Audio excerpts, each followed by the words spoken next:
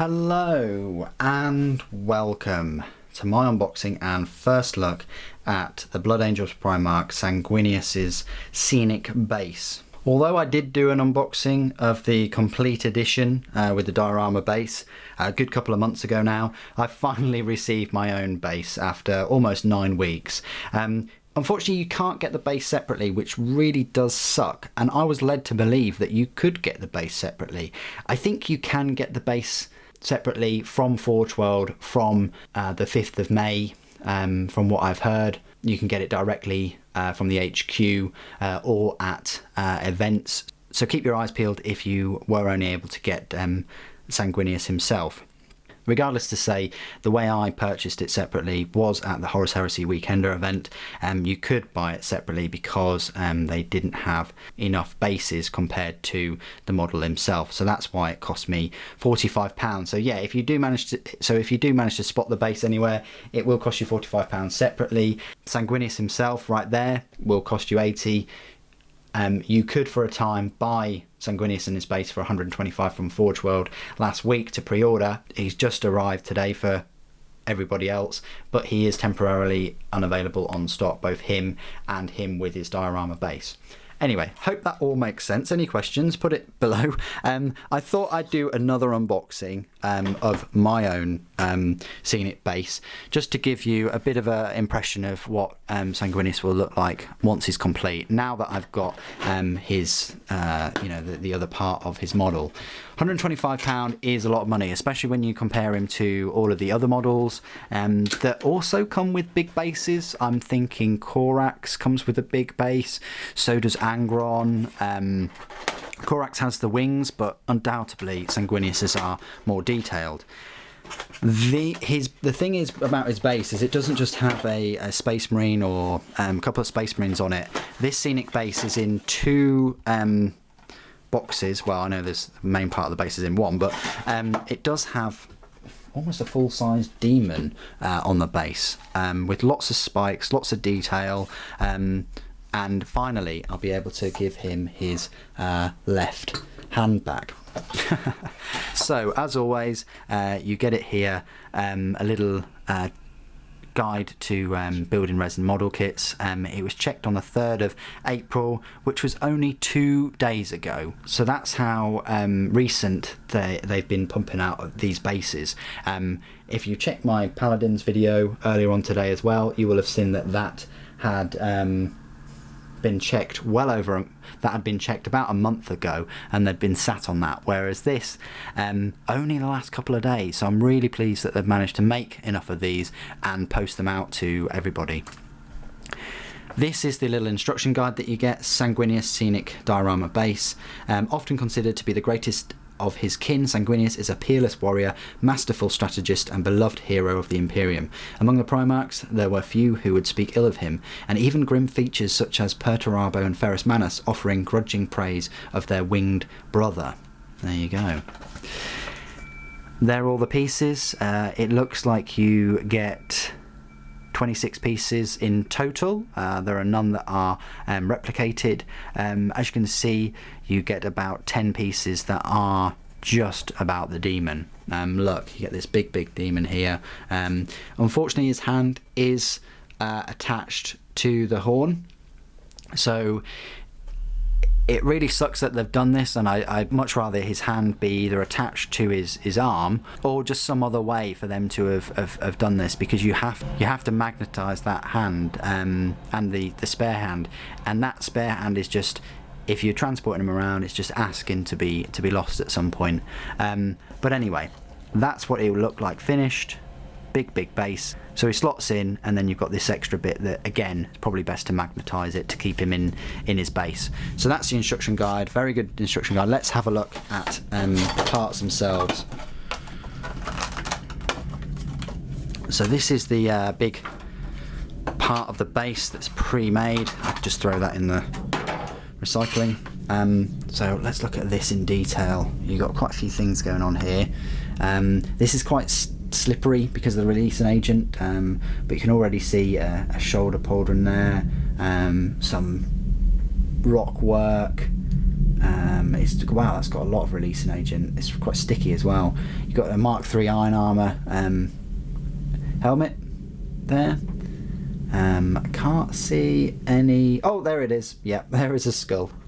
Spot the skull, guys. Oh, and there's one there. So there's a couple of skulls in there.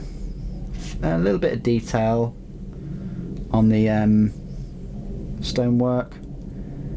But yeah, not a lot going on that base. But the demon more than makes up for it. Apparently that goes on there. Yeah, I could probably see that happening. Let's unbox this and have a look at all these demon parts. So, right here, you've got the main torso of the demon. Looks like he's got some marks burned into him, and some spikes and horns. A couple of metal hoops, and a big horrible looking skull on there. Again, not a big fan of this releasing agent that they've used. It feels quite close to it. I hope that it comes off okay and it doesn't affect me painting him. Some rusted, twisted metal that goes on the base, because if you didn't already know, this glorious battle between Sanguinius and this demon took place in a child's playground. No, it didn't. There's the fabled left hand that I've been longing for such a long time. It's going to be quite hard to magnetise it because there's not much of a hole there to get a grip with. That's part of the demon's armour on the front, and he's got a couple of fingers and then another, I think I want to say that's a little armour for his groin plate, maybe. In here, you've then got more twisted, cornate, demonic pieces of metal, including this bit. Wow, that's on a bit of a wonk as well. Just 10 seconds with the hairdryer and that will bend it back into shape. These feel very sticky though. So there you go, they're the pieces of twisted metal. Fair bit of detail on them. And then we get to the main parts of the demon himself. So there is a leg, it's a left leg, nice and muscular, sinewy. It's got this mark etched in, burned into him. He's got 1, 2, 3, 4, 5 little toes and then a dew claw.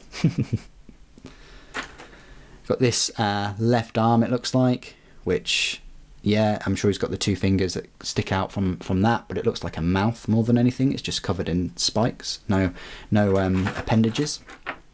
And then this is the other side of the base that just slots in behind him. Yes, you probably will need to put a couple of magnets, as I did with a couple of my other character models. I just magnetised, I think I did it for Constantine Valdor, put some magnets in to slot that base on. This looks like a little tail for the demon. Hopefully you can see that. There's a lot of detail in the background now. Another part of the rocky base with some holes and things coming out. I'm assuming that that's where the metal spikes shoot out from. Oh, you get his head. Oh, very horrible, horrific looking head, with the part of the horn that will obviously go on there with his hand. But yeah, horrific. We've got some sigils burnt in. And then another leg. I think this is the right leg. Again with some toes. Very muscular leg. Cracked skin. Needs to moisturise, clearly. And then some more random parts of rubble. And finally the other arm. The right arm, I think it is. With this big claw on there and some spikes. So quite a generic demon. I don't know whether it's a named demon or a specific demon, but doesn't have any wings or anything like that. So it looks like a bit of prey for Sanguinius, actually, in the grand scheme of things, being able to swoop down. So what he will look like is you'll have him in there somehow, probably like so, or like so, and then you'll have this part of the base, look, as you can see, will eventually fit snugly round there, or even possibly round there. No, I'm sure it's the other way around, but anyway, and then you'll have the main body of him probably like so on there, and then Sanguinius holding his one of his horns. So there you go, that is my unboxing of him. What I will clearly do is go away and break Sanguinius off his base. No, what I will go and do is wash all of those parts thoroughly. I'm going to leave them in soak for a good couple of days, because that is horrible sticky stuff. It's not your usual slimy stuff. The releasing agent is on there pretty tightly. And I'd strongly recommend to check your models as well, just to make sure that it's not going to affect your painting. What do you guys think of the diorama base? Chosen this video to be a separate video for the day. I've released a few more videos, so it hasn't taken the slot of a typical daily video. Think of it more as like a little bit of an extra. Put your comments and opinions down below as always. Be great to hear from you. Thank you ever so much for joining me today. Thank you for watching. The Emperor protects.